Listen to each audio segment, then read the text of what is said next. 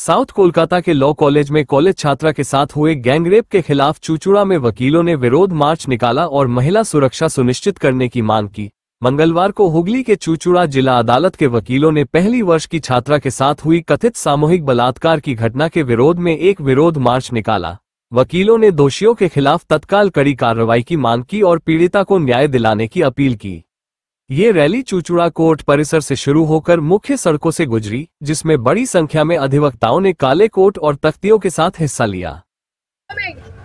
কবি বলেছিলেন জাগবার দিন আজ দুর্দিন চুপি চুপি আসছে, কিন্তু বর্তমান যা পরিস্থিতি তাতে দুর্দিন আর চুপি চুপি নয়, দুর্দিন এসে আমাদের ঘরের দরজায় কড়া নাড়ছে।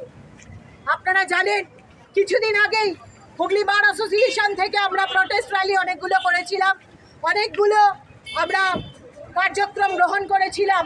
আরজিকর ঘটনার পরিপ্রেক্ষিতে আমরা সকলে পথে নেমে প্রটেস্ট করেছিলাম।